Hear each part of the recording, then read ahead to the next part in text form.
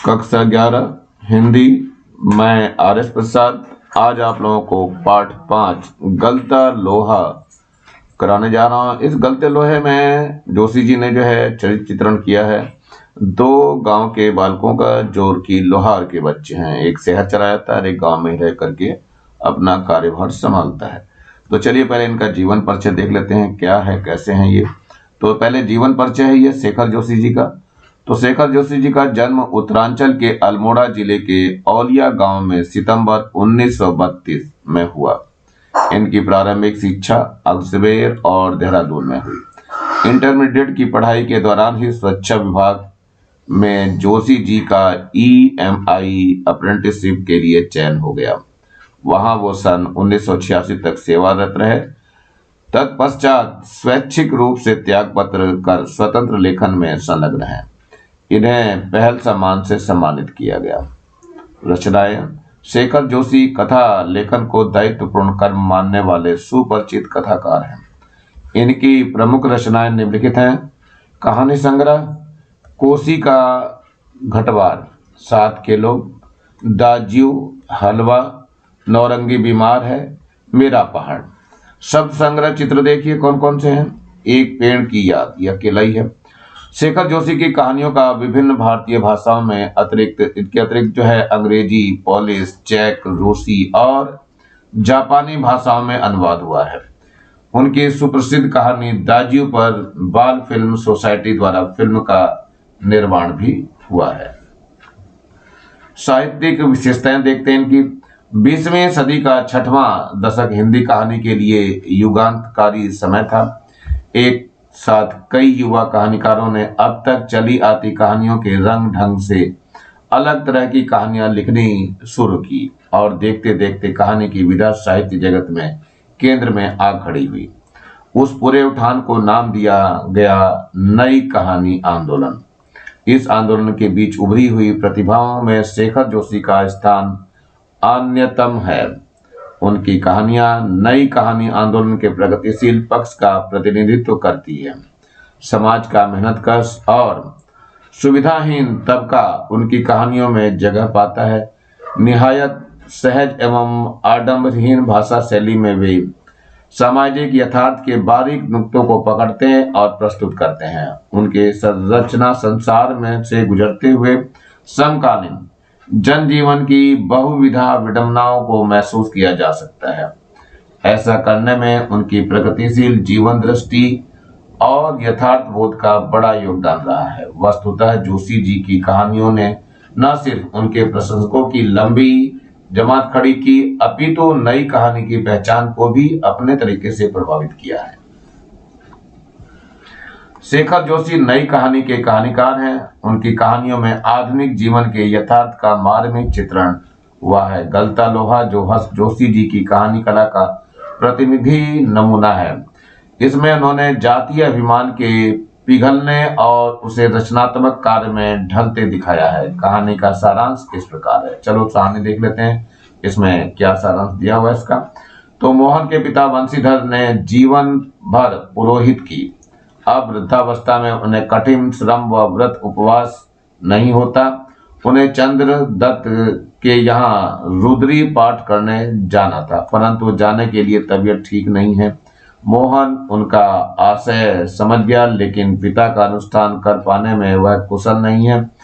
पिता का भार हल्का करने के लिए वह खेतों की ओर चला, लेकिन हंसुए की धार पूर्ण हो चुकी थी। उसे अपने दोस्त धनराम की याद आ गई। वह धनराम लोहार की दुकान पर धार लगवाने पहुंचा। धनराम उसका सहपाठी था। दोनों बचपन की यादों में खो गए। मोहन ने मास्टर त्रिलोक सिंह के बारे में पूछा। धनराम ने बताया कि वे पिछले साल ही गुजरे थे। दोनों हंस हंस कर उनकी बातें करने लगे। मोहन पढ़ाई व गायन में निपुण था। वह मास्टर का चहेता शिष्य था और पूरे स्कूल का मॉनिटर बन रखा था। वे उसे कमजोर बच्चों को दंड देने का भी अधिकार देते थे।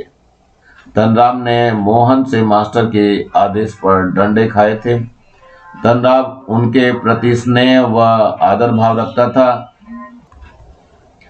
क्योंकि जातिगत आधार की हीनता उसके मन में बैठा दी गई थी। उसने मोहन को कभी अपना प्रतिद्वंदी नहीं समझा। धनराम गांव के खेतिहर या मजदूर परिवारों के लड़कों की तरह तीसरे दर्जे तक ही पढ़ पाया। मास्टर जी उसका विशेष ध्यान रखते थे। धनराम को 13 का पहाड़ा कभी याद नहीं हुआ। इसकी वजह से उसकी पिटाई होती। मास्टर जी का नियम था कि सजा पाने वाले को अपने लिए हथियार भी जुटाना होता था। धनराम डरा या मंदबुद्धि होने के कारण 13 का पहाड़ा नहीं सुना पाया। मास्टर जी ने व्यंग किया, तेरे दिमाग में तो लोहा भरा है रे, विद्या का ताप कहाँ लगेगा इसमें। इतना कहकर उन्होंने थैले से 5-6 दांतियां निकालकर धनराम को धार लाने के लिए पकड़ा दी। हालांकि धनराम के पिता ने उसे हथौड़े से लेकर के घन चलाने की विद्या सिखा दी। विद्या सीखने के दौरान मास्टर त्रिलोक सिंह उसे अपनी पसंद का बेंच चुनने की छूट देते थे, परंतु गंगाराम इसका चुनाव स्वयं करते थे। एक दिन गंगाराम अचानक चल बसे। धनराम ने सहज भाव से उनकी विरासत संभाल ली। इधर मोहन ने छात्रवृत्ति पाई। इसके पिता वंशीधर तिवारी उससे बड़ा आदमी बनने का स्वप्न देखने लगे। पैतृक धंधे ने उन्हें निराश कर दिया था। वे कभी परिवार का पूरा पेट नहीं भर पाए, अतः उन्होंने गांव से 4 मील दूर स्कूल में उसे भेज दिया। शाम को थका मांदा मोहन घर लौटा तो पिता पुराण कथाओं से उसे उत्साहित करने की कोशिश करते। वर्षा के दिन में मोहन नदी पार गांव के यजमान के घर रहता था। एक दिन नदी में पानी कम था तथा मोहन घसियारों के साथ नदी पार कर घर आ रहा था। पहाड़ों पर भारी वर्षा के कारण अचानक नदी में पानी बढ़ गया। किसी तरह वे घर पहुंचे। इस घटना के बाद वंशीधर घबरा गए और फिर मोहन को स्कूल न भेजा। उन्हीं दिनों बिरादरी का एक संपन्न परिवार का युवक रमेश लखनऊ से गांव आया हुआ था। उससे वंशीधर ने मोहन की पढ़ाई के संबंध में अपनी चिंता व्यक्त की तो वह उसे अपने साथ लखनऊ ले जाने को तैयार हो गया। उसके घर में एक प्राणी बढ़ने से कोई अंतर नहीं पड़ता। वंशीधर को रमेश के रूप में भगवान मिल गया। मोहन रमेश के साथ लखनऊ पहुंचा। यहाँ से जिंदगी का नया अध्याय शुरू हुआ। घर की महिलाओं के साथ साथ उसे गली की सभी औरतों के घर का काम करना शुरू कर दिया। रमेश बड़ा बाबू था। वह मोहन को घरेलू नौकर से अधिक हैसियत नहीं देता था। मोहन भी यह बात समझता था। यह सुनकर उसे समीप के सामान्य स्कूल में दाखिला करा दिया। काम के बोझ व नए वातावरण के कारण वह अपनी कोई पहचान नहीं बना पाया। गर्मियों की छुट्टियों में भी वह तभी घर जा पाता जब रमेश या उसके घर का कोई आदमी गांव जा रहा होता। उसे अगले दर्जे की तैयारी के नाम पर शहर में ही रोक दिया था। अगले दर्जे मतलब अगली क्लास की पढ़ाई के लिए। मोहन ने परिस्थितियों से समझौता कर लिया था। वह घर वालों को असलियत बताकर दुखी नहीं करना चाहता था। 8वीं कक्षा पास करने के बाद आगे पढ़ने के लिए रमेश का परिवार उत्सुक नहीं था। बेरोजगारी का तर्क देकर उसे तकनीकी स्कूल में दाखिला करा दिया गया। वह पहले की तरह घर व स्कूल के काम में व्यस्त रहता। 1.5-2 वर्ष के बाद उसे कारखानों के चक्कर काटने पड़े। इधर वंशीधर को अपने बेटे के बड़े अफसर बनने की उम्मीद थी। जब उसे वास्तविकता का पता चला तो उसे गहरा दुख हुआ। धनराम ने भी उससे पूछा तो उसने झूठ बोल दिया। धनराम ने उन्हें यही कहा। मोहन लल्ला बचपन से बड़े ही बुद्धिमान थे। इस तरह मोहन और धनराम जीवन के कई प्रसंगों पर बातें करते रहे। धनराम के हंसुए के फाल को बेंत से निकाल कर तपाया, फिर उसे धार लगा दी। आमतौर पर ब्राह्मण टोले के लोगों का शिल्पकार टोले में उठना बैठना नहीं होता था। कामकाज के सिलसिले में वे खड़े खड़े बातचीत निपटा ली जाती थी। ब्राह्मण टोले के लोगों को बैठने के लिए कहना भी उनकी मर्यादा के विरुद्ध समझा जाता था। मोहन धनराम की कार्यशाला में बैठकर उसके काम को देखने लगा।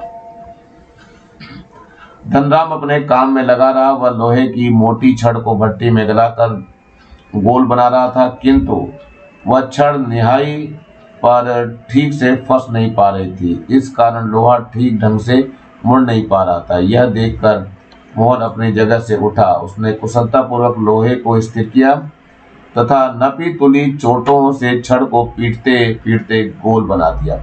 मोहन ने यह काम इतनी कुशलता और स्फूर्ति से किया कि धनराम उसे देखता रह गया।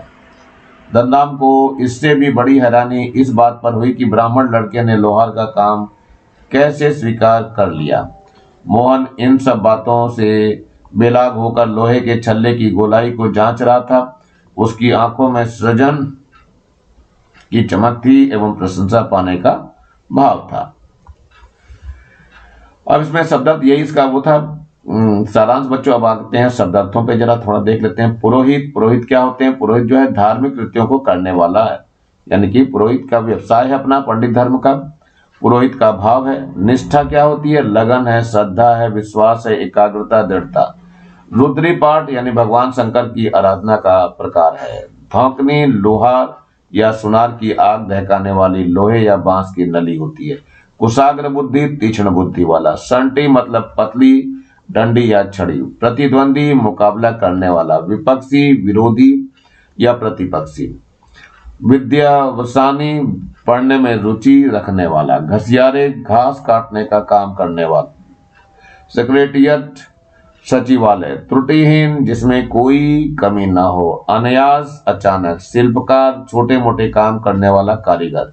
टोला समूह होता है। निहाई लोहे का ठोस टुकड़ा जिस पर लोहार लोहे को रखकर पीटते हैं। ठनकता कसा हुआ तेज स्वर। खनक आवाज। हसुआ घास काटने का औजार। दराती। भूते का मतलब है वश का। यजमान जो पंडित को अपने घर पुरोहित करने के लिए बुलाता है। संयम व्रत नियंत्रण। जर्जर कटा फटा थका हारा। उपवास भूखे रहना। निश्वास सांस। एकाएक अचानक। आशय का मतलब यह है अर्थ।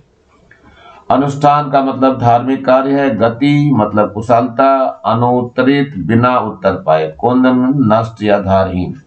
कनिस्तर लोहे का चौकोर पीपा। पारखी कुशल। धमा चौकड़ी मचाना, उछल कूद करना, शरारतें करना। सांप सूंघ जाना, डर जाना। समवेत मतलब सामूहिक या सबका। मॉनिटर मतलब अगुआ प्रमुख कक्षा का कप्तान। हमजोली साथी समान उनके मित्र। गुंजाइश जगह है। दूनी मतलब दुगना। सटाक डंडा मारने की आवाज। घोटा लगाना रटना। मास्टर जी। ताप गर्मी। सामर्थ्य शक्ति। घन मीन्स बड़ा हथौड़ा। प्रसाद देना दंड के रूप में वार करना। विरासत पिता से मिली कारीगरी या संपत्ति। पैतृक माता पिता का। दरिद्र गरीबी। उत्साहित जोश में लाना। डेरा तय करना रहने का स्थान तय करना। पात पतेन पत्ते आदि। रेला समूह। बिरादरी जाति या भाईबंदी। साक्षात सामने प्रकट। हाथ बांटना सहयोग देना काम आना। हैसियत शक्ति या ओहदा। हीला हवाली नानकुल।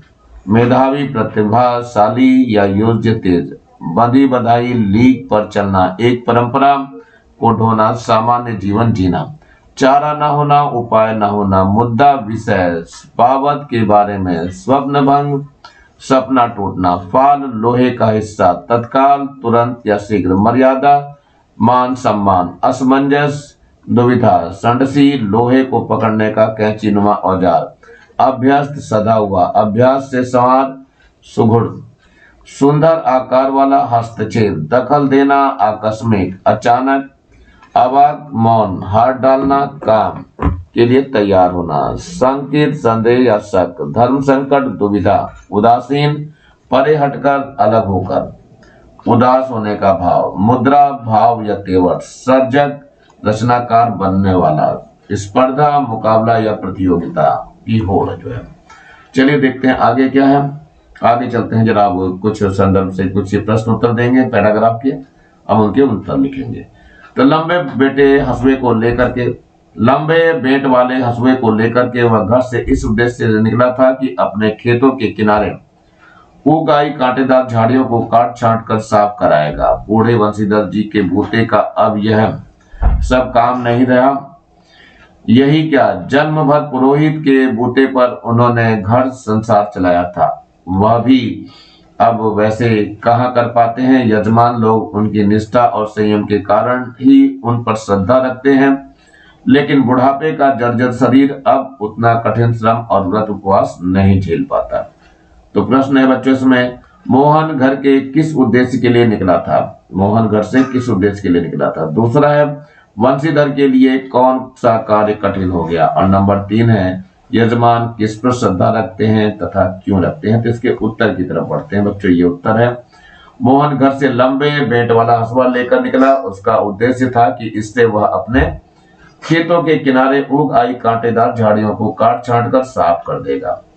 दूसरा था, वंशीधर अब बूढ़े हो गए थे, वे पुरोहित का काम तथा खेती से घर का गुजारा करते थे। अधिक उम्र व जर्जर शरीर के कारण अब के कठिन श्रम व व्रत उपवास को नहीं कर पाते थे। तीसरे का उत्तर है, यजमान वंशीधर पर श्रद्धा रखते थे, वे उसकी निष्ठा व संयम की प्रशंसा करते हैं और इसी कारण उसका मान सम्मान करते हैं। अगला पैराग्राफ देखिए जरा क्या, मोहन के प्रति थोड़ी बहुत ईर्ष्या रहने पर भी धनराम प्रारंभ से ही उनके प्रति स्नेह और आदर का भाव रखता था। इसका एक कारण शायद यह था कि बचपन से ही मन में बैठा दी गई जातिगत हीनता के कारण धनराम के कभी मोहन को अपना प्रतिद्वंदी नहीं समझा, बल्कि वह इसे मोहन का अधिकार समझता रहा था। बीच बीच में त्रिलोक सिंह मास्टर का यह कहना कि मोहन एक दिन बहुत बड़ा आदमी बनकर स्कूल का और उसका नाम ऊंचा करेगा, धनराम के लिए किसी और तरह से सोचने की गुंजाइश ही नहीं रखता था। और धनराम वह गांव के दूसरे खेतिहर या मजदूर परिवारों के लड़कों की तरह किसी तीसरे दर्जे तक ही स्कूल का मुंह देख पाया था। तो प्रश्न है बच्चों इसमें, नंबर 1, धनराम मोहन को अपना प्रतिद्वंदी क्यों नहीं मानता था? दूसरा प्रश्न है, त्रिलोक मास्टर ने मोहन के बारे में क्या घोषणा की थी? और तीसरा है, धनराम की स्थिति क्या थी, इसका वर्णन करना है आपको। चलिए देखिए उत्तर देखते हैं। पहले का उत्तर है, धनराम मोहन को अपना प्रतिद्वंदी नहीं मानता था क्योंकि उसके मन में बचपन से नीची जाति होने का भाव भर दिया गया था, लेकिन वह मोहन की मार को उसका अधिकार समझता था। नंबर 2, त्रिलोक मास्टर ने यह घोषणा की थी कि मोहन एक दिन बहुत बड़ा आदमी बनकर स्कूल व उसका नाम रोशन करेगा। नंबर 3, धनराम गांव के करीब तबके से संबंधित था, खेतिहर या मजदूर परिवारों के बच्चों की तरह वह तीसरी कक्षा तक ही पढ़ पाया। इसके बाद वह परंपरागत काम में लग गया, यही उसकी नियति थी। चलिए अगले पैराग्राफ की तरफ बढ़ते हैं जरा। इस बार मास्टर त्रिलोक सिंह ने उसके लाए हुए बेंत का उपयोग करने की बजाय जबान की चाबुक लगा दी थी। तेरे दिमाग में तो लोहा भरा है रे, विद्या का ताप कहाँ लगेगा इसमें। अपने थैले से 5-6 दनातियां निकालकर उन्होंने धनराम को धार लगाने के लिए पकड़ा दी थी। किताबों की विद्या का ताप लगाने का सामर्थ्य धनराम के पिता की नहीं थी। धनराम हाथ पैर चलाने लायक हुआ ही था कि माँ बाप ने उसे धौकने फूकने या सान लगाने के कामों में उलझाना शुरू कर दिया और फिर धीरे धीरे हथौड़े से लेकर घन चलाने की विद्या सिखाने लगा। फर्क इतना ही था कि जहां मास्टर त्रिलोक सिंह उसे अपनी पसंद का वेद चुनने की छूट देते थे, यहाँ गंगाराम इसका चुनाव स्वयं करते थे और जरा सी गलती होने पर छड़ बेंत या हत्था जो भी हाथ लग जाता उसी से अपना प्रसाद देते थे। एक दिन गंगाराम अचानक चल बसे तो धनराम ने सहज भाव से उनकी विरासत संभाल ली और पास पड़ोस के गांव वालों को याद नहीं रहा वे कब गंगाराम के ऑफर को धनराम का ऑफर करने लगे थे। प्रश्न है नंबर 1, कहानी तथा उसके लेखक का नाम लिखिए। दूसरा है, जबान की चाबुक का क्या आशय है, त्रिलोक सिंह ने जबान की चाबुक क्यों लगाई। नंबर 3 है, धनराम के पिता ने उसे कौन सी विद्या दी और कैसे। नंबर 4 है, अध्यापक और लोहार के दंड देने के क्या क्या ढंग थे। और नंबर 5 है, धनराम किस प्रकार कामकाजी बन गया। तो उत्तर पहले प्रश्न का, कहानी जो है गलता लोहा है, लेखक है शेखर जोशी जी। नंबर 2, जवान की चाबुक का आशय है व्यंग वचन। त्रिलोक सिंह ने धनराम को व्यंग वचन इसलिए कहे क्योंकि मार खाकर भी वह 13 का पहाड़ा याद नहीं कर सका। दूसरा, उन्हें पता था कि धनराम पढ़ाई के बजाय लोहा पीटने के काम में अधिक ध्यान देता है। उसके पिता उसे लोहे के काम में लगाए रखते हैं। नंबर 3 का उत्तर है ये धनराम के पिता गंगाराम लोहार थे। उन्होंने धनराम को लोहार का काम सिखाया। वे इसे धौंकने, फूंकने या सान लगाने के काम में लगाए रखते थे। धीरे धीरे उसे हथौड़ा चलाने और घन चलाने का काम भी सिखाने लगे। यदि धनराम उसे काम में कोई गलती करता तो वे उस छड़ या बेंत या हत्थे से के प्रहार से उसे दंड देते थे। नंबर 4 का उत्तर है ये अध्यापक त्रिलोक सिंह धनराम को संटी मारकर दंडित करते थे। वे उस संटी को धनराम से ही मंगवाते थे। उसके पिता गंगाराम दंड देने के लिए छड़, बेंत या हत्था जो भी मिल जाए उसी से काम चला लेते थे। नंबर 5 का उत्तर है बच्चों धनराम लोहार का बेटा था। उसके पिता गंगाराम ने बचपन से ही उसे सान लगाने, धौंकने, फूंकने, हथौड़ा चलाने और घन चलाने के काम में लगा दिया। इस प्रकार वह पिता से काम सीख गया। एक दिन जब पिता का देहांत हो गया तो उसने पूरा कामकाज संभाल लिया। इस प्रकार वह सहज रूप से कामकाजी बन गया। अगला पैराग्राफ है एक बच्चों प्राइमरी स्कूल की सीमा लांघते ही मोहन ने छात्रवृत्ति प्राप्त करते लोग सिंह मास्टर की भविष्यवाणी को किसी हद तक सिद्ध कर दिया। तो साधारण हैसियत वाले यजमानों की पुरोहिती करने वाले वंशीधर तिवारी का हौसला बढ़ गया और वे भी अपने पुत्र को पढ़ा लिखा कर बड़ा आदमी बनाने का स्वप्न देखने लगे। पीढ़ियों से चले आते पैतृक धंधे ने उन्हें निराश कर दिया था। दान दक्षिणा के बूते पर वे किसी तरह परिवार का आधा पेट भर पाते थे। मोहन पढ़ लिख वंश का दारिद्र्य मिटा दे, यह उनकी हार्दिक इच्छा थी। लेकिन इच्छा होने भर से ही सब कुछ नहीं हो जाता। आगे की पढ़ाई के लिए जो स्कूल था वह गांव से 4 मील दूर था। 2 मील की चढ़ाई के अलावा बरसात के मौसम में रास्ते में पड़ने वाली नदी की समस्या अलग थी। वो भी वंशीधर ने हिम्मत नहीं हारी और लड़के का नाम स्कूल में लिखा दिया। बालक मोहन लंबा रास्ता तय कर स्कूल जाता। छुट्टी के बाद थका मादा घर लौटता तो पिता पुराणों की कथाओं से विद्या व्यसनी बालकों का उदाहरण देकर उसे उत्साहित करने की कोशिश करते रहते। प्रश्न है बच्चों इसमें नंबर 1 कहानी तथा लेखक का नाम लिखिए। ये तो हर समय क्वेश्चन आएगा बच्चों।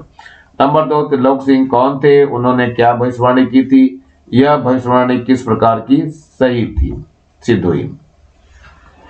नंबर 3 है वंशीधर तिवारी कौन थे, उन्होंने किस लिए अपने पुत्र को पढ़ने लिखाने का स्वप्न देखना शुरू किया।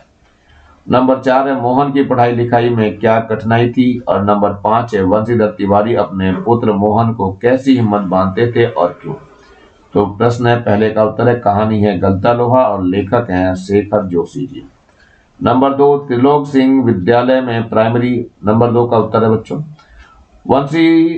त्रिलोक सिंह विद्यालय में प्राइमरी अध्यापक थे। उन्होंने मोहन की प्रतिभा पर मुग्ध होकर यह भविष्यवाणी की थी कि एक दिन मोहन बहुत बड़ा आदमी बनेगा और स्कूल का तथा उसका नाम रोशन करेगा या ऊंचा करेगा।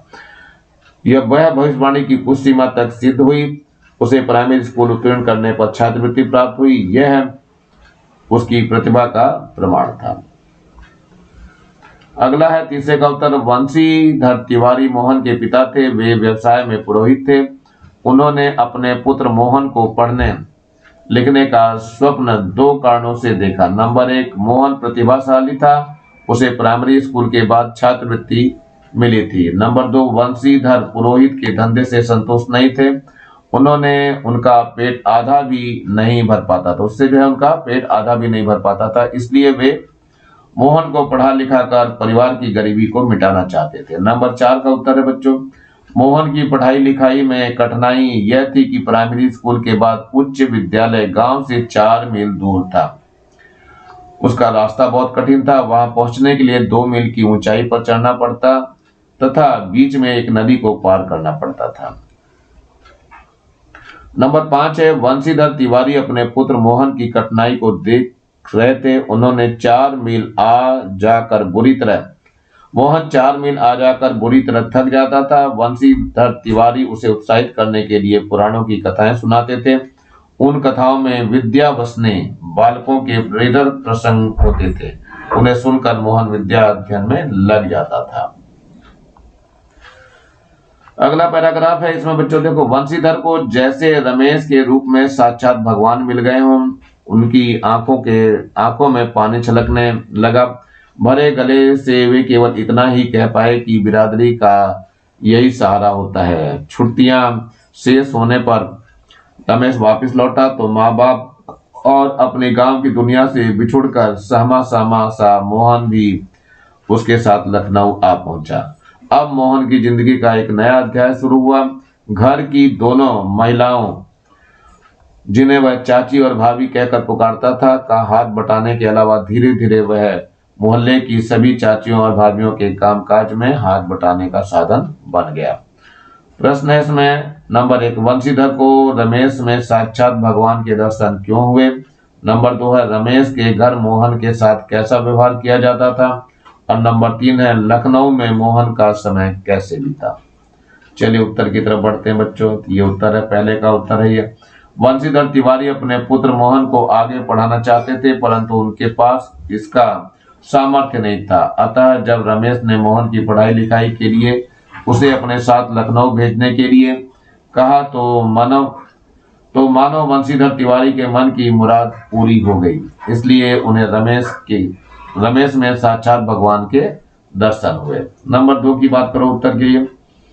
मोहन के साथ रमेश ने घरेलू नौकर जैसा व्यवहार किया। उसने मोहन को पढ़ाने लिखाने की जगह घर के काम करवाए। पढ़ाई के नाम पर उसे किसी तरह 8वीं तक पढ़ाया तथा उसे छोटा मोटा हुनर सिखाकर वापस गांव भेज दिया।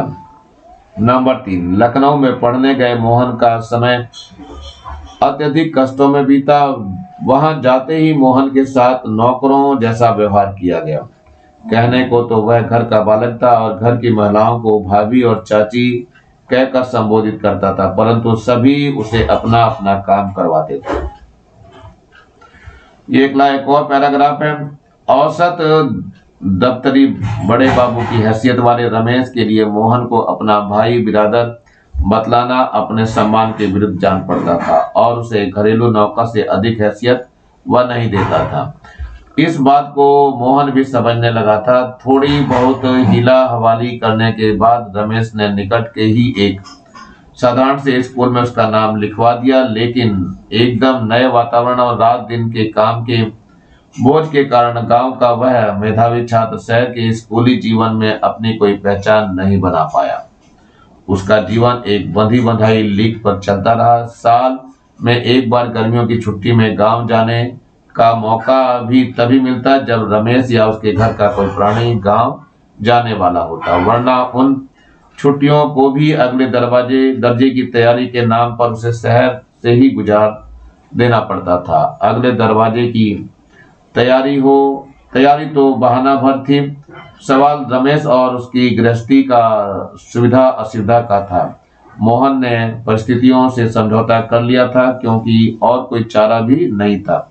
घर वालों को अपनी वास्तविक स्थिति बताकर वह दुखी नहीं करना चाहता था। वंशीधर उसके सुनहरे भविष्य के सपने देख रहे थे।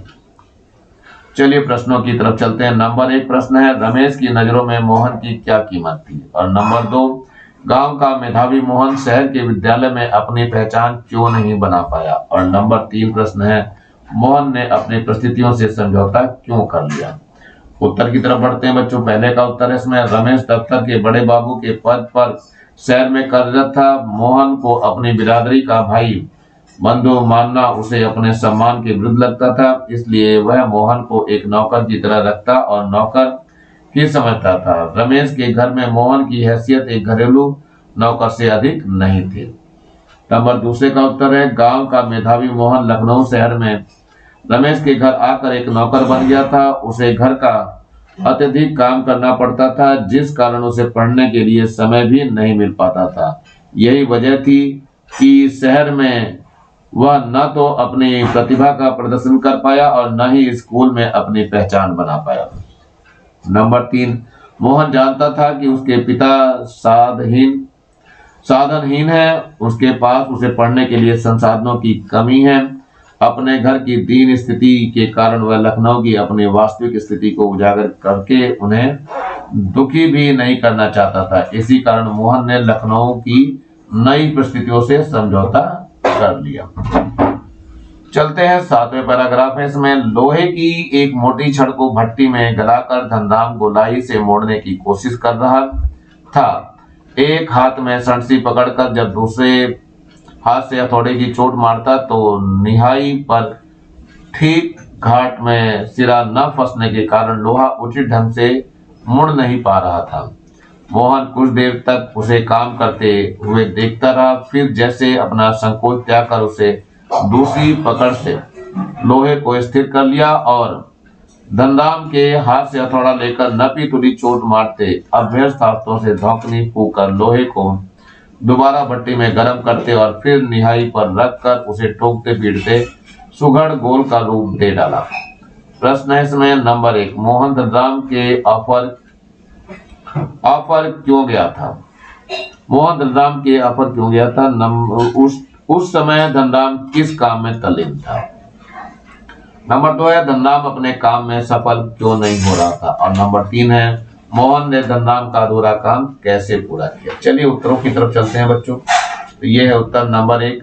मोहन धनराम के ऑफर पर अपने हंसुए की तेज धार करवाने के लिए गया था। उस समय धनराम लोहे की एक मोटी छड़ को भट्टी में गलाकर उसे गोलाई में मोड़ने का प्रयास कर रहा था। नंबर 2 का उत्तर है धनराम अपने काम में इसलिए सफल नहीं हो पाया था क्योंकि वह एक हाथ से सणसी पकड़ दूसरे हाथ से हथौड़े की चोट मारता तो निहाई पर ठीक घाट में सिरा न फंसा होने के कारण सही तरीके से नहीं मुड़ रहा था। नंबर 3 का उत्तर है मोहन कुछ देर तक धनराम के काम को देखता रहा, अचानक वह उठा और दूसरी पकड़ से लोहे को स्थिर करके धनराम का हथौड़ा लेकर नपी तुली चोट की।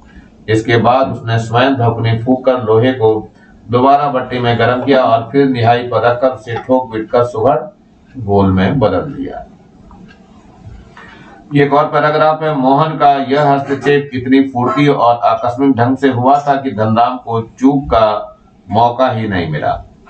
वह अवाक होकर मोहन की ओर देखता रहा। उसने मोहन की कारीगरी पर उतना आश्चर्य नहीं हुआ जितना पुरोहित खानदान के एक युवक का काम इस तरह के काम में उसकी भट्टी पर बैठकर हाथ डालने पर हुआ था। वह संकीर्ण दृष्टि से इधर उधर देखने लगा। धनराम की संकोच, असमंजस और धन संकट की स्थिति से उदासीन मोहन संतुष्ट भाव से अपने लोहे के छल्ले की त्रुटिहीन गोलाई को जांच रहा था। उसने धनराम की ओर अपनी कारीगरी की स्वीकृति पाने की मुद्रा में देखा। उसकी आंखों में एक सर्जक की चमक थी जिसमें न स्पर्धा थी और न ही किसी प्रकार की हार जीत का भाव था। प्रश्न है वह धनराम को मोहन द्वारा लोहा ढलने पर आश्चर्य क्यों हुआ? नंबर 2 प्रश्न है मोहन के व्यवहार पर धनराम की मन स्थिति कैसी थी? और नंबर 3 है लोहे को गोले में ढालने के बाद मोहन की मन स्थिति कैसी थी? चलिए उत्तर की तरफ बढ़ते हैं बच्चों। ये उत्तर है नंबर 1, धनराम को मोहन द्वारा लोहा ढलने पर आश्चर्य इसलिए नहीं हुआ क्योंकि पुरोहित खानदान का होने के बावजूद मोहन ने निम्न माने जाने वाले लोहार के काम को किया, अर्थात मोहन ने समाज में मौजूद जातिगत भेदभाव की संकीर्णता को तोड़ा था। नंबर 2, मोहन द्वारा लोहे को आकार में ढलते देखकर धनराम आश्चर्यचकित था, साथ ही सामाजिक रूढ़ियों के टूटने के विषय में सोचकर वह स्वयं को असमंजस व धर्म संकट की स्थिति में महसूस कर रहा था। नंबर 3, लोहे को इच्छानुसार गोले में ढलने के बाद मोहन की आंखों में एक सर्जक की चमक थी। वह चाहता था कि धनराम उसके द्वारा निर्मित गोले की प्रशंसा करे। वह धनराम से अपनी कार्य कुशलता की स्वीकृति चाहता था। चलिए अगला है प्रश्न उत्तर चलते हैं बच्चों, थोड़ा सा देखते हैं क्या है इसमें प्रश्न उत्तर दिए हैं, ये भी बहुत जरूरी है। कहानी के उस प्रसंग का उल्लेख करें जिसमें किताबों की विद्या और धन चलाने की विद्या का जिक्र आया है। तो उत्तर है बच्चों धनराम लोहार पिता का बालक था। उसके दिमाग में गणित नहीं बैठता था। मास्टर त्रिलोक सिंह उसे 13 का पहाड़ा पढ़ाते पढ़ाते थक जाते थे और संटी से पीटते थे। उधर धनराम के पिता गंगाराम उसे लोहार का काम सिखा रहे थे। वे उसे सान चढ़ाना, धौकनी फूकना, हथौड़ा चलाना, घन चलाना सिखा रहे थे। वे भी गलती करने पर उसे छड़ी या हत्थे से पीटते थे। इस प्रकार धनराम एक साथ दो विद्याएं सीख रहा था, पढ़ाई की विद्या तथा लोहार का कर्म की विद्या। प्रश्न दूसरा है, धनराम मोहन को अपना प्रतिद्वंदी क्यों नहीं समझता था? तो उत्तर है ये, धनराम नीची जाति से अर्थात लोहार और मोहन ऊंची जाति से अर्थात ब्राह्मण था। जातिगत भेदभाव के कारण धनराम को इस बात से अच्छी तरह से समझ में आ गई थी कि वह स्वयं नीची और मोहन ऊंची जाति का है। मोहन पढ़ाई में बुद्धिमान था। उसकी प्रतिभा के कारण मास्टर त्रिलोक सिंह ने उसे कक्षा का मॉनिटर बना दिया था। मास्टर साहब अक्सर मोहन की तारीफ करते हुए कहते थे कि एक दिन बड़ा होकर मोहन उनका और स्कूल का नाम रोशन करेगा। इन सभी बातों को के कारण धनराम ने मोहन को अपने से श्रेष्ठ मान लिया था। इसलिए धनराम मोहन से स्पर्धा नहीं करता था। प्रश्न है अगला, धनराम को मोहन के किस व्यवहार पर आश्चर्य होता है और क्यों? उत्तर है ये, मोहन ब्राह्मण जाति का था और गांव में ब्राह्मण शिल्पकारों के यहाँ उठते बैठते नहीं थे। यहाँ तक कि उन्हें बैठने के लिए कहना भी उनकी मर्यादा के विरुद्ध समझा जाता था। मोहन धनराम की दुकान पर काम खत्म होने के बाद भी काफी देर तक बैठा रहा। इस बात पर धनराम को हैरानी हुई। उसे अधिक हैरानी तब हुई जब मोहन ने उसके हाथ से हथौड़ा लेकर लोहे पर नपी तुली चोटें मारी और धौकनी फूंकते हुए भट्टी में लोहे को गर्म किया और ठोक पीट कर उसे गोल रूप दे दिया। मोहन पुरोहित खानदान का पुत्र होने के बाद निम्न जाति के काम कर रहा था। धनराम संकीर्ण दृष्टि से इधर उधर देखने लगा। अगला प्रश्न है, मोहन के लखनऊ आने के बाद के समय को लेखक ने उसके जीवन का एक नया अध्याय क्यों कहा? उत्तर है, लखनऊ आने के बाद मोहन के जीवन में परिवर्तन आया। यहाँ उसे अपने घर से दूर रहना था। गांव में रहने पर उसके शिक्षा के दरवाजे बंद थे। यहाँ आकर वे रास्ते खुले। उसे पढ़ने का अवसर मिला। साथ ही उसे नौकर की तरह रहने के लिए भी विवश होना पड़ा। चाहे यह अध्याय बहुत सुखद नहीं था, परंतु था तो नया अध्याय ही। प्रश्न अगला है ये, मास्टर त्रिलोक सिंह के किस कथन को लेखक ने जुबान के चाबुक कहा और क्यों कहा? इसका उत्तर है, तेरे दिमाग में तो लोहा भरा पड़ा है रे, विद्या का ताप कहाँ लगेगा इसमें। मास्टर त्रिलोक सिंह के इस व्यंग वचन को लेखक ने जुबान के चाबुक कहा। चाबुक की चोट व्यक्ति के शरीर को कष्ट पहुंचाती है, लेकिन शब्दों की चोट शारीरिक चोट से भी ज्यादा खतरनाक होती है, क्योंकि वह व्यक्ति को अंतरात्मा पर प्रहार करती है। मास्टर जी का यह कथन धनराम के मानसिक बल को कमजोर बनाने के लिए पर्याप्त था। उसके मन में यह बात अच्छी तरह बैठा दी गई कि वह तो बस लोहार का काम ही सीख सकता है, विद्या विसर्जन उसके बस की बात नहीं। इसलिए मास्टर त्रिलोक सिंह के कथन को लेखक ने जुबान के चाबुक कहा। प्रश्न अगला, बिरादरी का यही सहारा होता है? क है किसने किससे कहा, ख है किस प्रसंग में कहा, ग है किस आशय से कहा और घ है क्या कहानी में यह आशय स्पष्ट हुआ? तो उत्तर चलते हैं पहले क पे। यह वाक्य मोहन के पिता वंशीधर ने बिरादरी के संपन्न युवक रमेश से कहा, जो लखनऊ से गांव आया हुआ था। ख का उत्तर है, जब वंशीधर ने मोहन की पढ़ाई के बारे में चिंता व्यक्त की तो रमेश ने उससे सहानुभूति जताई और उन्हें सुझाव दिया कि वे मोहन को उसके साथ लखनऊ भेज दें, ताकि वह शहर में रहकर अच्छी तरह से पढ़ लिख सकेगा। नंबर ग का उत्तर है, वंशीधर तिवारी का आशय यह था कि जाति बिरादरी का यही लाभ होता है। अपनी बिरादरी के लोगों की यही विशेषता है कि वे हर संभव प्रयास करके दूसरों की मदद करते हैं। नंबर घ का उत्तर, कहानी में यह आशय स्पष्ट नहीं हुआ। रमेश अपने वादे को पूरा नहीं कर पाया। वह मोहन को घरेलू नौकर से अधिक नहीं समझता था। वह परिवार ने मोहन का खूब शोषण किया और प्रतिभाशाली विद्यार्थी का भविष्य चौपट कर दिया। अंत में उसे बेरोजगार घर वापस भेज दिया। अगला है, उसकी आंखों में एक सर्जक चमक थी। कहानी का यह वाक्य पहला है, किस लिए कहा गया, किसके लिए कहा गया। नंबर क है, किस प्रसंग में कहा गया और नंबर ग है, यह पात्र विशेष के किन चारित्रिक पहलुओं को उजागर करता है। तो उत्तर है बच्चों पहले क का है, यह वाक्य मोहन के लिए कहा गया। ख है, मोहन धनराम की दुकान पर हंसुए में धार लगवाने आया है। काम पूरा हो जाने के बाद भी वह वहीं बैठा रहा। धनराम एक मोटी लोहे की छड़ को गर्म करके उसका गोल घेरा बनाने का प्रयास कर रहा होता है, परंतु सफल नहीं हो पा रहा था। मोहन ने अपनी जाति की परवाह न करके हथौड़े से नपी तुली चोट मारकर उसे सुगढ़ गोल का रूप दिया। अपने सदे हुए अभ्यस्त हाथों का कमाल के उपरांत उसकी आंखों में सर्जक की चमक थी। नंबर ग का उत्तर है। यह मोहन के जाति निरपेक्ष व्यवहार को बताता है। वह पुरोहित का पुत्र होने के बाद भी वह अपने बाल सखा धनराम के ऑफर पर काम करता है। यह कार्य उसकी बेरोजगारी की दशा को भी व्यक्त करता है। वह अपने मित्र से काम न होता देख उसकी मदद के लिए हाथ बढ़ा देता है और काम पूरा कर देता है। प्रश्न आगे, गांव और शहर दोनों जगहों पर चलने वाले मोहन के जीवन संघर्ष में क्या फर्क है, चर्चा करके लिखें। चलिए उत्तर देखते हैं बच्चों।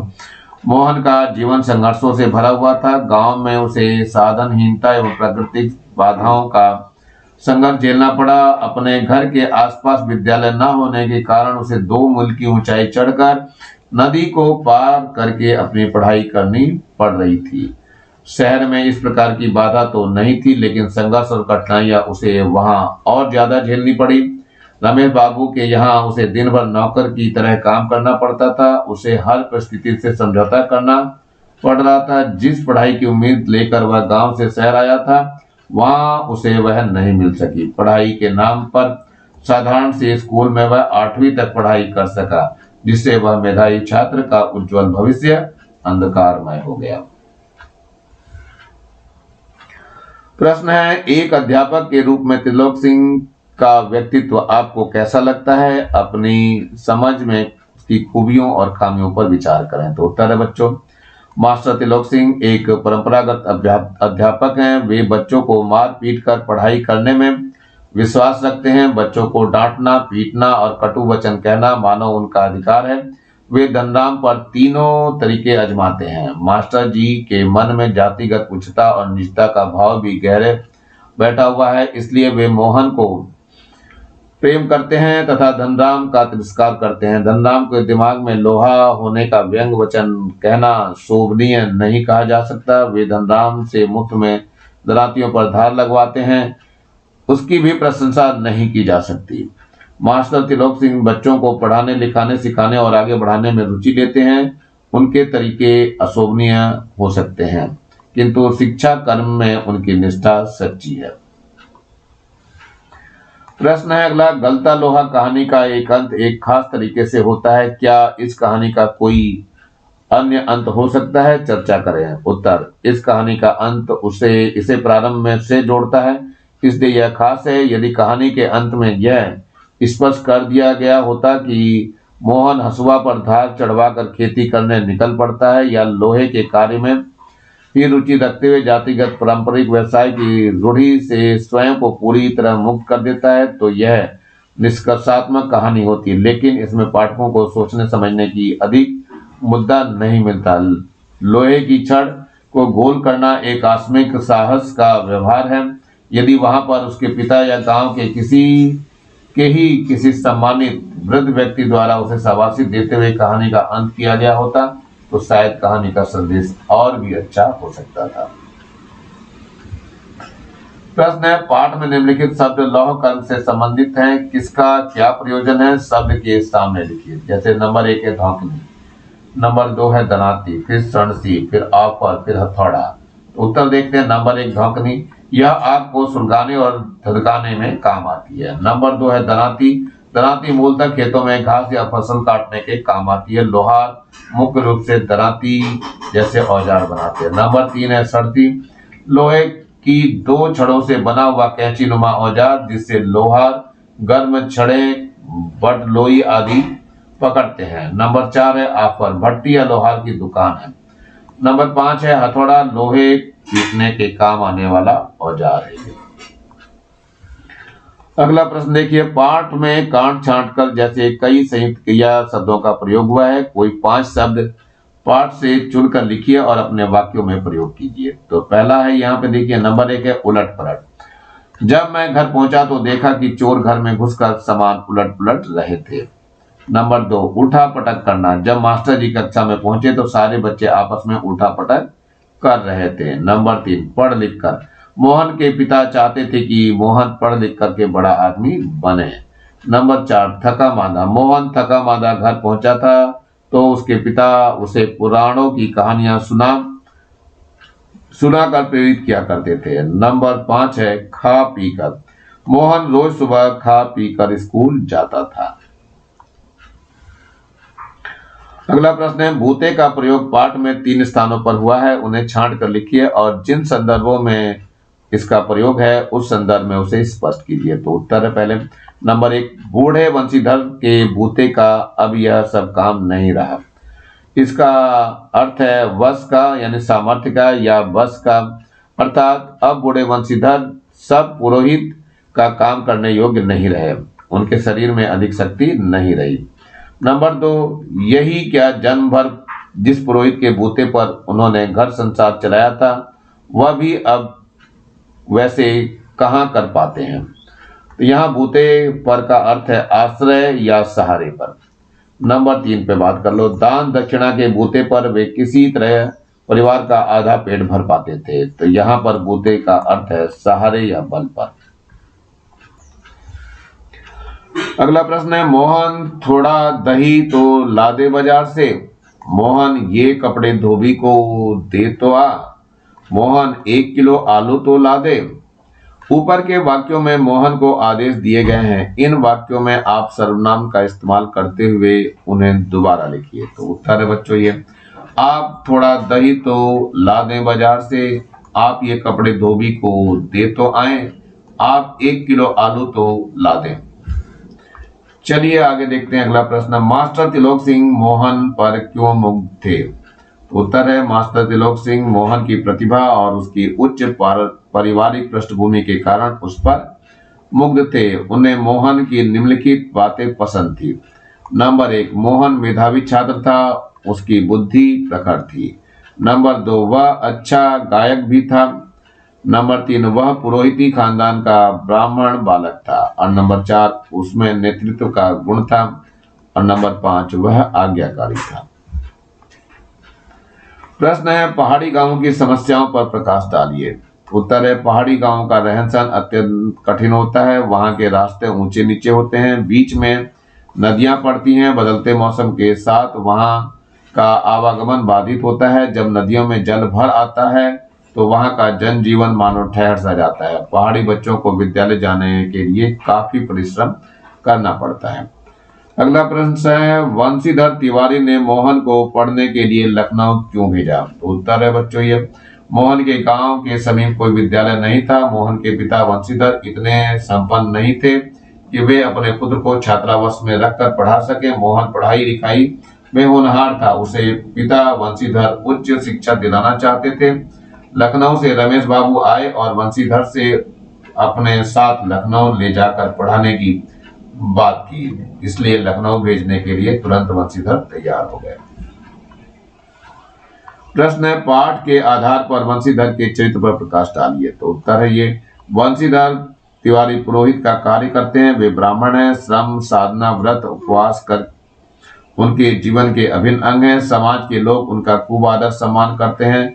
वे शिक्षा प्रेमी भी हैं, वे चाहते हैं कि उनका बेटा अच्छी व उच्च शिक्षा प्राप्त करे, परंतु वे विवश हैं। पुरोहिती से उन्हें धन बहुत कम मिलता है, इसलिए भर पेट भोजन भी संभव नहीं होता। पुत्र मोहन को पढ़ाना उनके लिए एक समस्या हो जाती है। प्रश्न है, गांव में जाति पाति के अंतर का प्रभाव व्यवहार पर किस प्रकार दिखाई देता है। उत्तर है, गांव में जाति पाति के अंतर को बहुत महत्व दिया जाता है। पुरोहित धर्म या ब्राह्मणों को ऊंचा माना जाता है और शिल्पकारों को नीचा माना जाता है। इस अंतर का सीधा प्रभाव रोज रोज के व्यवहार पर देखा जा सकता है। ब्राह्मण टोले के लोग लोहारों के घर में जाकर बैठते तक नहीं, वे खड़े खड़े बात करते हैं। यदि लोहार उन्हें बैठने के लिए कहे तो वह भी असभ्य माना जाता है। धनराम मोहन की मार खाकर भी वे उसे ईर्षा नहीं करता, क्योंकि वह उसे ऊंचा मानता है। मास्टर तिलोक सिंह भी पुरोहित पुत्र मोहन पर अधिक ध्यान देते हैं, जबकि लोहार पुत्र को धनुआ कहकर तिरस्कृत करते हैं। प्रश्न है, बंशीधर तिवारी ने मोहन को गांव के उच्च विद्यालय से क्यों हटा लिया? तो उत्तर है, ये गांव का उच्च विद्यालय 4 मील दूरी पर था। वहां पहुंचने के लिए 2 मील की खड़ी ऊंचाई थी। सबसे बड़ी मुसीबत थी रास्ते की नदी, उसे पार करके जाना खतरनाक होता था। एक दिन अचानक नदी में जोर सा गंदला पानी आ गया। उस दिन मोहन जैसे तैसे ही बच सका। अतः प्राण का संकट देखते हुए बंशीधर तिवारी ने मोहन को उच्च विद्यालय से हटा दिया। प्रश्न है, इस कहानी के आधार पर मोहन का चरित्र चित्रण कीजिए। तो उत्तर है बच्चों, इस कहानी का मोहन अभागा पात्र है। वह उच्च जाति में पैदा होकर भी साधनहीन तथा विवश है। वह प्रतिभाशाली गायक तथा प्रखर छात्र है, परंतु उसकी परिस्थितियां अत्यंत कठिन है। वह चुपचाप सब परिस्थितियों में सहता है। वह स्वभाव से मौन, शांत, धीर, गंभीर और सहनशील है। इस कारण वह रमेश बाबू के परिवार में रहकर नौकरों जैसा व्यवहार भी सह लेता है। वह जानता है कि उसके पिता उसका दुख देखकर सहन नहीं कर पाएंगे, इसलिए वह उन्हें रमेश बाबू के दुर्भाव के बारे में कुछ नहीं बताता। मोहन के व्यवहार में उच्च कुल का अहंकार नहीं है। वह चाहता है कि वह भी हाथ का काम करे, किंतु समाज के जड़ वातावरण के कारण सोच में पड़ता है। कहानी के अंत में वह अपनी जातिगत उच्चता की रूढ़ी को लांघ जाता है। वह धनराम के साथ मिलकर एक हो जाता है। प्रश्न है, रमेश बाबू मोहन को किस नियत से लखनऊ ले गए? तो उत्तर है बच्चों, रमेश बाबू की नियत ठीक नहीं थी। वे स्वार्थी स्वभाव के व्यक्ति थे। उन्हें घरेलू नौकर की आवश्यकता थी। बिना दाम दिए उन्हें नौकर मिल जाएगा, रात दिन घर में रहकर काम करेगा, तनख्वाह भी नहीं देना होगा, ऐसा सोचकर मोहन को लखनऊ ले गए। प्रश्न है, मोहन की स्कूली शिक्षा कैसी हुई? तो उत्तर है, यह मोहन की स्कूली शिक्षा बहुत सामान्य स्तर की हुई। उसे अत्यंत मामूली से स्कूल में पढ़ाया गया। 8वीं पास करने के बाद ही उसे छोटे मोटे तकनीकी स्कूल में डाल दिया। वास्तव में उसकी पढ़ाई दिखावटी थी। ना तो उसे पढ़ने के लिए समय दिया गया और ना उस पर धन और ध्यान लगाया गया। अगला प्रश्न है, रमेश बाबू ने मोहन को 8वीं के बाद हाथ का काम क्यों सिखाया? तो तर्क सहित उत्तर दीजिए। तो उत्तर है बच्चों, रमेश बाबू ने मोहन को 8वीं के बाद हाथ का काम सिखाने का फैसला किया। इसके 2 कारण थे। पहला कारण दिखावटी था। उनकी मान्यता थी कि आजकल BA MA करने के बाद का कोई लाभ नहीं, इससे बेरोजगारी बढ़ती है। दूसरा कारण वास्तविक था। वे मोहन की पढ़ाई पर पैसा खर्च नहीं करना चाहते थे। वे कम से कम धन खर्च करके उससे घर के काम लेते रहना चाहते थे। ये बच्चों लेसन इसी के साथ समाप्त हो गया है।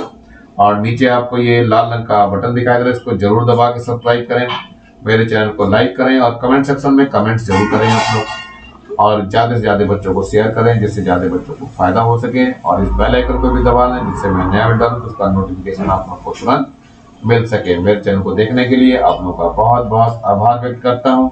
इसी के साथ मैं RS प्रसाद सर आज का वीडियो यहीं समाप्त करता हूँ। Thank you. Have a nice day.